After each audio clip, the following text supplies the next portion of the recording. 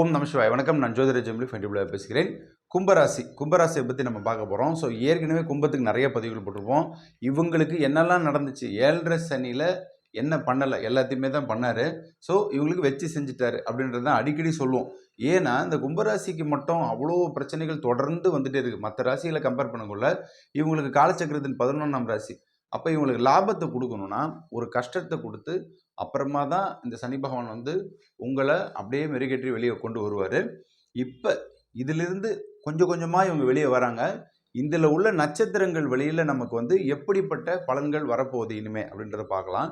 So கும்பராசியில் உள்ள நட்சத்திரங்கள் அவிட்டம், சதயம் மற்றும் வந்து புரட்டாதி. இப்போ நம்ம இதில் அவிட்டத்தை மட்டும் எடுத்துக்கிறோம். அவிட்டம் பயம் தேவையில்லை. எப்படி சார் அப்படின்னு கேட்டிங்கன்னா, அவிட்ட நட்சத்திரம் ஸ்டார்டிங் பாயிண்ட்லேயே வரும். அப்போ சனி பகவான் ஃபஸ்ட்டு உங்கள் நட்சத்திரத்தில் ட்ராவல் பண்ணி 7.5 வந்து பார்த்தீங்கன்னா அப்படியே கொஞ்சம் கொஞ்சமாக அப்படியே மேலே வந்திருப்பார். இப்போ உங்கள் நட்சத்திரத்தை விட்டு வெளியே போகிறார். இப்போ உங்களுக்கு வந்து பாருங்கள், இந்த ஜென்ம சனிலேருந்தே உங்களை விட்டு வெளியே போயிட்டார். அப்போ இந்த அவிட்ட நட்சத்திரத்துக்காரங்க இதுக்கு முன்னாடி இருந்த பிரச்சனைகள் நிறைய அவங்களுக்கு வந்து தொடர்ந்து இருந்துகிட்டு இருக்கும். அவிட்டம் வந்து என்னென்னா, அவங்களுக்கு இயற்கையிலே வந்து பயம் அறியாதவர்கள் அப்படின்றது தான் அவங்க இருப்பாங்க. ஏன்னா செவ்வாயோட ஆதிக்கம் அதிகமாக இவங்களுக்கு இருக்கும். இப்போ இந்த அவிட்டம் அப்படின்றத வந்து நம்ம பார்த்தீங்கன்னா மெயினாக இப்போ 2ல் போயிட்டார் சனி பகவான், சரிங்களா? அப்போ 2ஆம் இடத்துக்கு போகல உங்கள் ராசியே வந்து பார்த்தீங்கன்னா அழகாக உங்கள் ராசியை வந்து அவ்வளோ கனத்த இதயங்களோட இருந்துச்சு இல்லையா? அதை அப்படியே வந்து படிப்படியாக குறைச்சிக்கிறாரு. ஸோ இதில் அவிட்ட நட்சத்திரக்காரங்களுக்கு ஃப்ரீ அப்படின்றத எடுத்துக்கலாம். பயம் தேவையில்லை அப்படின்ற எடுத்துக்கிட்டு இவங்களுக்கு வந்து இந்த நவம்பர் மாதத்தில் உங்களுக்கு கிட்டத்தட்ட 28ஆம் தேதி வக்ர நிவர்த்தியை வந்து உங்களுக்கு கொடுக்க போகிறாங்க சனி பகவான்.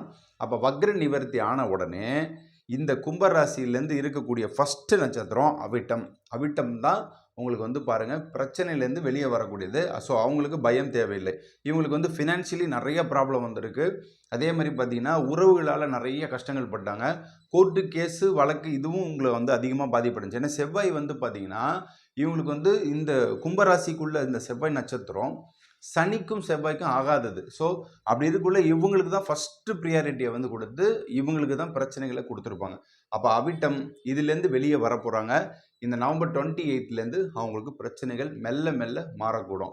ஸோ இதில் வந்து எதுலெல்லாம் நம்ம கவனமாக இருக்கணும், எதுலெல்லாம் நல்லா இருப்பீங்கன்னு பார்த்தீங்கன்னா, முக்கியமாக ஃபினான்ஷியல் க்ரோத் வந்து உங்களுக்கு டெவலப்மெண்ட்டு கொடுக்க போகுது. ஸோ இது முன்னாடி பிஸ்னஸ் பண்ணியிருந்தீங்கன்னா அந்த பிஸ்னஸில் வந்து இனிமேல் இன்வெஸ்ட்மெண்ட் அழகாக நீங்கள் பண்ணலாம். சனி வக்ர நிவர்த்தி ரெட்ரோகிரேட்லேருந்து வெளியே வராரு. அப்போ இந்த 28லேருந்து அவிட்ட நட்சத்திரக்காரங்களுக்கு சிறப்பாக இருக்கும். எதெல்லாம் உங்களுக்கு வந்து அப்படியே தடைகளாக இருந்துச்சோ அந்த தடைகளை உடைத்து உங்கள் வாழ்க்கையில் வந்து முன்னேறக்கூடிய காலகட்டமாக எடுத்துக்கலாம். ஸோ இந்த காலகட்டம் கும்பராசிக்கு 2ஆம் இடம் மீனம். அப்போ மீனத்தில் போய்ட்டு அவர் உட்காரக்குள்ள மீனத்திலேருந்து தான் உங்களுக்கு பலன்களை வந்து கொடுத்துட்ருக்காரு. வக்ரத்தில் பின்னோக்கி கொடுத்தாரு. அப்போ இப்போ முன்னோக்கி அவர் செயல்பட போகிறார். அவிட்ட நட்சத்திரம் நீங்கள் பயம் தேவையில்லை உங்களுக்கு அப்படின்னு நம்ம எடுத்துக்கலாம். ஸோ இந்த அவிட்ட நட்சத்திரக்காரங்க எப்போதுமே வந்து பாருங்கள், முருகனை வந்து வணங்கினாலே போதும். முருகனை வணங்கக்குள்ள உங்களுடைய கர்மா அழகாக வெளியே போகிறத உணர முடியும்.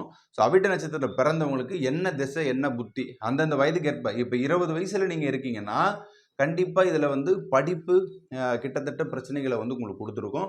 மன அழுத்தம் வந்துருக்கும். இப்போ 20 வயசில் வரக்கூடிய காதல் இருக்கு இல்லையா, 20-25 அந்த காதலில் அதிகமான பிரச்சனைகளை வந்து இருக்கும்.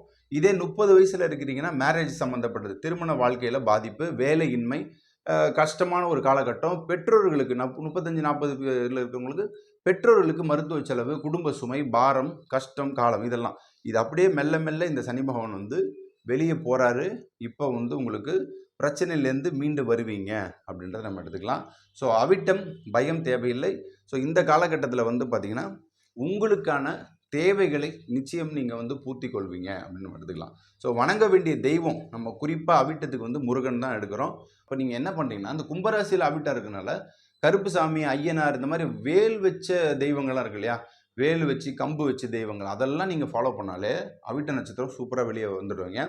அதே மாதிரி பார்த்தீங்கன்னா இந்த அவிட்ட நட்சத்திரத்துக்கு உண்டான கிழமைகளை செவ்வாய்க்கிழமைகளில் முருகப்பெருமான் வழிபாடு எந்த அளவுக்கு ஸ்ரத்தையாக பண்ணுறீங்களோ அந்த அளவுக்கு உங்கள் வாழ்க்கையில் வந்து வளர்ச்சிகளை வந்து உண்டாகக்கூடும்.